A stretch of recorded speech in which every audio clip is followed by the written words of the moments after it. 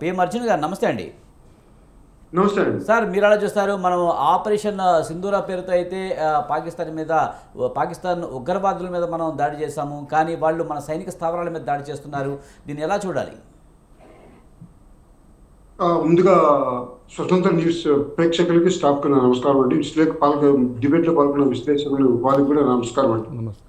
మనం ఒక స్లోగన్తో ముందుకు పోవాలండి. ప్రస్తుత పరిస్థితుల్లో ఏ టీవీ ఛానల్కైనా నేను ఇదే చెప్తున్నాను. నేను జై భారత్ అండ్ జై జవాన్ ఈ స్లోగన్ తోటి మనం ముందుకు వెళ్ళాలండి. జై భారత్ అంటే మనం భారత్కు సదా విజయాలు చేకూర్చాలనే దీవెన మనం ఇవ్వాలి.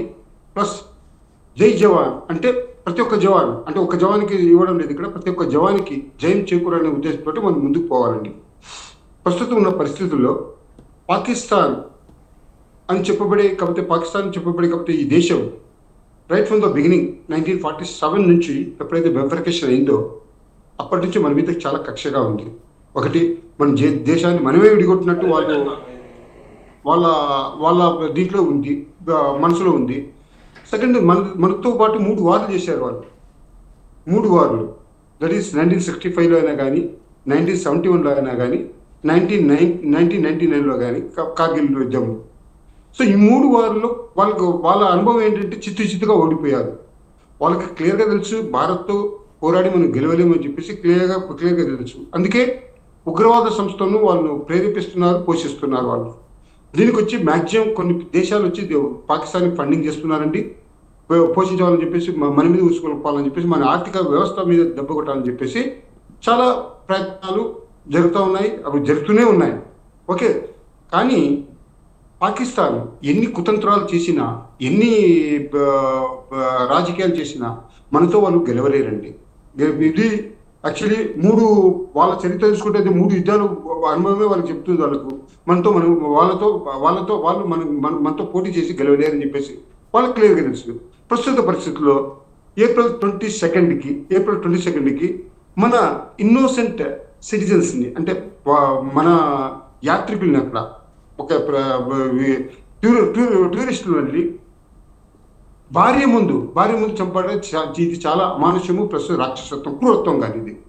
సో దాని తర్వాత మనం ప్రతిదాడి చేయాలని చెప్పేసి వాళ్ళు క్లియర్గా వార్నింగ్ ఇచ్చాము, క్యాషింగ్ కూడా చేసాము. మనము దాడులు ఖచ్చితంగా చేస్తాము, దీనికి ప్రతీకారం తీర్చుకుంటామని చెప్పేసి పాకిస్తాన్లో దీంతో అలర్ట్ అయ్యింది. కొంతమంది ఉగ్రవాదాన్ని తనతో కొంచెం కాన్ఫిడెన్షియల్ ఏరియా కంటే సీక్రెట్ ఏరియాకి తీసుకుపోయి దాచింది. కొంతమంది దాన్ని ఎక్కడ ఉంచిందంటే పిఓక్, పాకిస్తాన్ ఆక్యుపైడ్ కాశ్మీర్. పిఓక్ అంటే ఎవరిది? అది మన భూభాగమే, కాశ్మీర్ భూభాగమే, భారత భూభాగమే. మనము దాడులు చేసింది ఎవరి మీద చేశాము? పాకిస్తాన్ మీద చేయలేదండి. పాకిస్తాన్ మీద మనం చేయలేదు, ఓన్లీ ఉగ్రవాదుల స్థావరాల మీద చేశాము. అవి కూడా పిఓకేలో ఉన్నాయి, పాకిస్తాన్ ఆక్యుపైడ్ కాశ్మీర్లో ఉన్నాయి. దాని మీదనే మనం దాడి చేశాము. దాడి చేసిన తర్వాత వాళ్ళు శబాషని మెచ్చుకోవాలి, ఎవరు? పాకిస్తాన్. ఒకవేళ సపోజ్ వాళ్ళు సపోర్ట్ చేసి ఉండకపోతే ఎవరిని టెర్రరిజాన్ని, కానీ వాళ్ళు అలా చేయలే, వాళ్ళు ఒక వక్రబుద్ధిని చూపించుకున్నారు. ఓకే, సో వీళ్ళు ఇండియా మా స్థావరాల్ని 9 స్థావరాలని ఆపరేషన్ సింధూర్ ద్వారా 9 స్థావరాలని మనం నిలబట్టం చేశారు. మనం దీనికి వచ్చి ప్రతీకారం తీర్చుకోవాలని చెప్పేసి దీని మీద ఒక డిస్కషన్ కూడా జరిగింది. యుఎస్ఏ విదేశాంగ మంత్రి క్లియర్గా చెప్పాడు. ఏం చెప్పాడు క్లియర్గా? ఇండియా ఏదైతే చేసిందో, ఉగ్రవాద సంస్థల మీద కాల్పులు జరిపిందో, మిజైల్స్ పంపారు, వాళ్ళు వచ్చి 9 స్థావరాల నుంచి ధ్వంసం చేశారు. ఇది కరెక్ట్గా చేసింది భారత్. ఎందుకంటే వాళ్ళ దేశంలో దూరి ఒక టూరిస్ట్ని 22 మందిని చంపేసింది ఏప్రిల్ 22న. దానికి ప్రతీకార చర్య తీసుకుంది. ఇట్స్ ఓకే, మీరు దీని మీద దాడి చేయకూడదు అని క్లియర్గా చెప్పింది. సపోజ్ దాడి చేస్తే అది మీరు సైలెంట్గా ఉండాలి, మీరు దాడి చేస్తే మీ నాశనాన్ని మీరే కోరుకుంటారు అని చెప్పేసి క్లియర్గా చెప్పేసింది. ఈవెన్ ఈఎన్ఓ కానీ ఈ విషయం చెప్పేసింది. వాళ్ళకి వచ్చి ఎవరు ఇది. కానీ ఒక చైనా అండతోటి పాకిస్తాన్ వచ్చి చాలా గంతులు వేస్తూ ఉంది మన మీద. మనం వాళ్ళ భారత్ని జయించాలి, భారత్ని దెబ్బ కొట్టాలని చెప్పి. ఇది ఎప్పటికీ కాదు. వాళ్ళ మనసులో చిరవాంచ కోరిక ఉంది, భారత్ని జయించాలని చెప్పేసి. ఇది ఎప్పటికీ కాదు. ప్రస్తుత పరిస్థితుల్లో యుద్ధం అనే వాతావరణం ఏర్పడింది. యుద్ధం ఖచ్చితంగా జరగాలని చెప్పేసి ఇక మేము కూడా యాజ్ ఎ సైనికునిగా నేను కూడా కోరుకుంటున్నాను. యుద్ధం అంటూ జరిగితే పాకిస్తాన్ ఒక దేశం లేకుండా మనం రూపు మార్చగలమండి. మనం శక్తులు ఉన్నాయి, సామర్థ్యం ఉంది మన సైనికులతోటి. మన దేశ ప్రజలు అండగా ఉంటారు కాబట్టి సైనికులు మేము పోరాడతాము. మా ఇప్పుడు బార్డర్లో ఉన్న సైనికులు వచ్చి మేము కూడా పోరాడతాము. గట్టి కడితే వాళ్ళకి ఎదురు దెబ్బ కొట్టేట్టుగా అంత శక్తి మన దగ్గర ఉంది. వాళ్ళకి గట్టి ఎదురు దెబ్బ కూడా తగ్గుతుంది వారికి, there is no doubt at all. పాకిస్తాన్కి ఇప్పట్లో ప్రస్తుత పరిస్థితులు ఆలోచించుకున్న విషయము, భారత్తో యుద్ధం చేయకూడదనే ఆలోచన వాళ్ళకి రావాలి, కానీ రాదు అది. ఎందుకంటే వాళ్ళకి బ్యాక్ సపోర్ట్ చాలా ఉంది, వాళ్ళకి చేయాలని చెప్పేసి వాళ్ళకి మనసులో ఉంది, ప్రతీకారం తీర్చుకోవాలని చెప్పేసి మనసులో ఉంది, చేస్తున్నారు. మనం ఈరోజు కాకపోతే కొన్ని ఎయిర్ డిఫెన్స్ మెజైల్స్ అక్కడి నుంచి పంపించారు, ఎక్కడి నుంచి లాహోర్ నుంచి మనకు పంపించారు. దానికి మనం ఎయిర్ డిఫెన్స్ కంపెనీ మెజైల్స్ మనం ఇక్కడి నుంచి పంపించాము.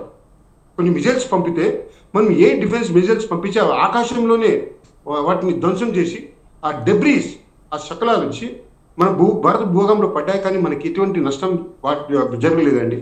ఇది జరగదు కానీ ముందు కానీ కొన్ని విషయాలు మన పబ్లిక్ డొమైన్లో యాజ్ సైనికునిగా కొన్ని విషయాలు నేను చెప్పకూడదు, ఇట్ ఈస్ కాన్ఫిడెన్షియల్ సీక్రెట్ విషయాలు.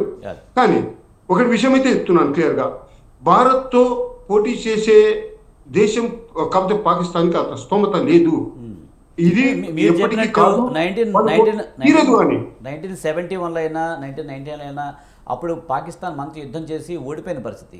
అప్పటికంటే ఇప్పుడు ఇంకా స్ట్రాంగ్గా ఉన్నాం మనం, అటు సైనికాల పరంగాను అటు ఆయుధాల పరంగాను మనం చాలా స్ట్రాంగ్గా ఉన్నాం. అయినా ఈ పాకిస్తాన్కి ధైర్యం ఏంటి? చైనాని చూసుకుని రెచ్చిపోతుంది అనుకోవచ్చా? అలాగే పాక్ లాహోర్లో ఉన్న ఎయిర్ డిఫెన్స్ వ్యవస్థని భారత్ ఈరోజు దెబ్బతీస్తుంది అంటే ఇక్కడున్న లక్ష్యాలని ఇక్కడి నుంచే అక్కడున్న లక్ష్యాలని అంత కరెక్ట్గా ఛేదించగల వ్యవస్థ మన దగ్గర ఉందనుకోవచ్చా?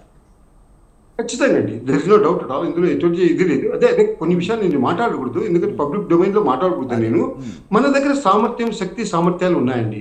ఒక చిన్న విషయం మీకు చెప్పబోతున్నాను. పాకిస్తాన్ మనకు చిన్న దేశం అండి. పాకిస్తాన్ వచ్చి కప్తే టు ఫైట్ విత్ కప్తే పాకిస్తాన్ మనకు వచ్చి ఒక చిన్న అదేం చెప్పాలా, కొంచెం చాలా చాలా తేలికైన విషయం ఇది. ఓకే, వాళ్ళకి సపోర్ట్ ఉంది, దట్ ఈస్ సపరేట్ థింగ్. కాకపోతే మన దగ్గర ఉన్న అణ్వాయుధాలు వాళ్ళ దగ్గర వాళ్ళ దగ్గర కూడా ఉన్నాయి, కానీ మన దగ్గర కంప్లీట్ టోటలీ దానికి చిన్న ఉదాహరణ చెప్తున్నాను ఇవాళ. మనం చూడి Lahore what's called Poonch plus కొన్ని ప్రాంతాల్లో వాళ్ళు దాన్ని మిజైల్స్ వదిలారు, ఎక్కడి నుంచి లాహోర్ నుంచి వదిలారు. ఓకే, మనము ఇక్కడ నుంచి ఏ డిఫెన్స్ మిజైల్స్ వదిలాము. ఇక్కడ ఆ ఏ డిఫెన్స్ మిజైల్స్ పని ఏంటంటే అక్కడ నుంచి అంటే రెడార్ ద్వారా మనకు తెలిసిపోతాయి, ఏ మిజైల్స్ వస్తున్నాయని చెప్పేసి దానికి సూటబుల్గా ఉన్న మిజైల్స్, ఏ డిఫెన్స్ మిజైల్స్ మనం పంపిస్తాము. ఆ మిజైల్స్ ఏం చేస్తాయంటే ఆ వచ్చే మిజైల్స్ని అడ్డుకొని దాన్ని ఆకాశంలో ధ్వంసం చేసి దాని తర్వాత వాళ్ళకి కథ సమాప్తి చేస్తుంది అనమాట. సో ఇది చిన్న విషయం, యాక్చువల్లీ ఇది పెద్ద విషయం కాదు. వాళ్ళ దగ్గర ఇంకా చాలా పెద్ద మిజైల్స్ ఉన్నాయి. దానికి తగ్గ మిజైల్స్, దానికి ఢీకునే తగ్గ మిజైల్స్ మన దగ్గర కూడా ఉన్నాయి. ఓకే, ఇవన్నిటికీ భయపడాల్సిన పని లేదు, మన దేశ ప్రజలు భయపడాల్సిన పని లేదు. మన శక్తివంతులము, సామర్థ్యవంతులము. వాళ్ళని చూసి అదే పిల్లలు చూసి నక్క వాత పెట్టుకున్నట్టు వాళ్ళు పెట్టుకోవాల్సిందే, అంతేగాని వాళ్ళని చూసి మనం వాత పెట్టుకున్న పరిస్థితి అయితే మన దగ్గర లేదు. ఓకే, వాళ్ళు హనుమంతుని ముందు కుప్పిగంతలు వేస్తున్నారు. మనం హనుమంతులు, భారతదేశం ఒక హనుమంతులు లాంటిది. అలాంటి వాళ్ళు వచ్చి కుప్పిగంతలు మన దగ్గర వేయడం ఏంటండి, చాలా కాకపోతే ఆశ్చర్య పదం ఇది. ఓకే, వాళ్ళు అనుకున్నట్టు మా దేశం స్ట్రాంగ్ గా ఉంది, మేము డిజిటల్ వార్ చేయగల సామర్థ్యం మాధవ్. ఓకే, అనుకోని వాళ్ళు అనుకోవడానికి వాళ్ళ 105 వారు అనుకోవచ్చు వాళ్ళు, కానీ మనం అలాగే లేదు. మనం చేసి చూపిస్తాము. మనం థియరీ కాదు మనం మాట్లాడేది, మనం ప్రాక్టికల్గా మాట్లాడదాం. ప్రాక్టికల్గా మాట్లాడాలంటే మనకి మూడు ఎగ్జాంపుల్స్ ఉన్నాయి. 65 కానీ 71 కానీ 99 కానీ. వాళ్ళ దగ్గర ఉన్నాయి ఏమున్నాయండి ఎగ్జాంపుల్ చెప్పండి. ఒక చిన్న పోరాటమైన మన భారతదేశంతో కాబట్టి పోరాడి జయించారా వాళ్ళు? లేదు, వాళ్ళ దగ్గర ఎగ్జాంపుల్స్ లేవు. మన దగ్గర ఎగ్జాంపుల్స్ ఉన్నాయి. ఓకే, ఎగ్జాంపుల్స్ అంటే అది చాలా 71 వార్ అయితే చెప్పుకుందామండి. 71 వార్ డిసెంబర్లో జరిగిందండి. 71. ఓకే, అప్పుడు ఉద్యమం జరగడానికి కారణం ఏంటి? ఈస్ట్ పాకిస్తాన్ని విభజించాలి, వెస్ట్ పాకిస్తాన్ నుంచి ఈస్ట్ పాకిస్తాన్కి విభజించాలి. ఇప్పుడు చెప్పబడుకుంటున్నారు కాబట్టి బంగ్లాదేశ్ మనం ఇచ్చిన ఇదేనండి రక్షణ వాళ్ళకి ఆ టైంలో. సో ఆ టైంలో వాళ్ళకి తెలిసిపోయింది మన సామర్థ్యం ఏంటంటే. యుద్ధం చాలా హోరాహోరీగా జరిగినప్పుడు చాలా భీకరంగా జరిగింది యుద్ధం, కానీ జయించాలంటే జయించలేదు. దాన్ని ఒక లెసన్గా తీసుకున్నా అంటే అది కూడా మర్చిపోయారు దాన్ని. మళ్ళీ 99లో కాబట్టి ఉగ్రవాదుల ద్వారా మనకి ఇది చేస్తూ ఉసుగొలిపారు మనకి. ఓకే, వాళ్ళ సైనికులు మన భారత భూభాగంలోకి వచ్చి వాళ్ళ సైనికుల్ని ఒక ఉగ్రవాదులుగా చిత్రీకరించారు వాళ్ళు. ఇట్ ఈస్ టోటలీ రాంగ్ అండి. వాళ్ళ సైనికులు చనిపోతే వాళ్ళు వచ్చి క్లెయిమ్ చేయలేదండి, మా సైనికులు అని చెప్పేసి క్లెయిమ్ చేయలే వాళ్ళు. వీళ్ళు మా సైనికులు కాదు, భయపడి మా సైనికులు కాదు. ఆ సైనికులు హిందూ ముస్లిం సాంప్రదాయం ప్రకారంగా మేము అప్పుడు కార్గిల్ వార్లో ఎంతమంది చనిపోయారు వాళ్ళని వచ్చి మామూలుగా ముస్లింస్ ఏ దీంతో చేస్తారో అది మేము చేశామండి అప్పుడు 1999 కార్గిల్. కాబట్టి యుద్ధం అని మీరు చెప్తారు కదా, మాకు వచ్చే ఆపరేషన్ అది. కానీ అందులో మన వాళ్ళు కూడా చాలా మంది చనిపోయారు, మన ఆఫీసర్స్ కానీ జేసీఓలు కానీ కాకపోతే ఓవర్స్ కానీ చాలా మంది చనిపోయారు అప్పుడు. ఓకే, సో ఇది ఒక లెసన్ గా అది కూడా లెసన్ గా తీసుకోలేదు వాళ్ళు. ఇప్పుడు వాళ్ళు కవిస్తున్నారు మన దేశ ప్రధానికని వాళ్ళు ఇన్నోసెంట్ పీపుల్ వాళ్ళని చెప్పాలండి. మీకు ధైర్యం అనేది ఉంటే, పాకిస్తాన్కి ధైర్యం అనేది ఉంటే మన సైనికుల దగ్గర పోరాడమండి. ఉగ్రవాదుల ద్వారా ఎందుకు పోరాడిస్తున్నారు? ఇన్నోసెంట్ కాకపోతే సిటిజన్ ఎందుకు చంపుతున్నారు? చావడానికి మేము సిద్ధంగా ఉన్నాం సైనికులము, మాతో ఎదుర్కోమనండి. మాతో ఎదుర్కొంటే కదా వాళ్ళకి తెలిసేది బలాబలాలు, మా దగ్గర ఎదుర్కోరు వాళ్ళు. సో అందుకే నేను చెప్పేది ఏమంటే సదా మనము దేవుని కోరుకుందాము, ప్లస్ అందరు మనకి సైనికులకి. అఫ్ కోర్స్ నేను రిటైర్డ్, నేను కూడా రెడీగా ఉన్నాను యుద్ధానికి పోవడానికి. సపోజ్ మనకి పైనుంచి ఆర్డర్స్ వస్తే నేను కూడా at the age of 66 I'm also ready to fight with Pakistan. Okay, so అలాంటి సైనికులు, దేశభక్తి ఉన్న సైనికులు చాలా మంది ఉన్నారు మన ప్రతి ఒక్క సైనికుడు దేశభక్తి ఉన్న సైనికుడే మన సైనికులు. వాళ్ళని ప్రోత్సహించాలంటే మన దేశ ప్రజలు 140 కోట్ల మంది ప్రజలు వాళ్ళకి ఆశీస్సులు కావాలి, అవి ఉంటాయి నాకు తెలుసు. నాకు అందుకే ఇక్కడ జై భారత్ అండ్ జై జవాన్ అన్నాను నేను. సో ఈ స్లోగన్ తోటి మన ఏది వాళ్ళకి మన సైనికులకు వచ్చి సంపద ఏమీ అవసరం లేదు, వాళ్ళ ఆశీస్సులు ఉంటే చాలు, వాళ్ళు పోరాడతారు. అలాగే పోరాడారు 99లో చిత్తుగా ఓడించాము ఎవరిని? పాకిస్తాన్ వాళ్ళు. పాకిస్తాన్ సోల్జర్స్ వచ్చారు, నాట్ ఓన్లీ కాబట్టి this thing militants but also కాబట్టి this thing what is called soldiers వచ్చారు. అందరినీ తిప్పుకొట్టాం, అందరిని చంపారు మ్యాక్సిమం. ఫైనల్ వాళ్ళు ఒప్పుకున్నారు మేము ఓడిపోయామని చెప్పేసి. ఇప్పుడు కూడా అలాగే సీన్ ఉంటుంది. కానీ ఈసారి యుద్ధం అంటే డిక్లేర్డ్ వారు జరిగితే మన దీంట్లో ప్రపంచ మ్యాప్ నుంచి పాకిస్తాన్ని వైదొలిగిస్తామండి. ఇది మటుకు షూర్గా చెప్తున్నాను నేను. ప్రపంచం మ్యాప్ నుంచి పాకిస్తాన్ని తీసేసే ఇది మనకుంది. లాస్ట్ టైం 71 వార్లో మనం అప్ టు లాహోర్ దాకా వెళ్ళాం, కానీ మనం బిచ్చ పెట్టాం వాళ్ళకి. చలో టీకి మళ్ళీ తీసుకోండి అని చెప్పేసి మనం చెప్పుకోలేదు దాన్ని. ఆ ప్రాంతాన్ని వచ్చి IOL అని చెప్పుకోలే, ఇండియన్ ఆక్యుపైడ్ కాకపోతే లాహోర్ అని చెప్పుకోలే మనం. అదే మన దిస్సింగ్ మన ఇది చెప్తున్నాడు, మన జెంటల్మెన్షిప్ మన వాళ్ళకి అలాంటి ఇది లేదు వాళ్ళకి.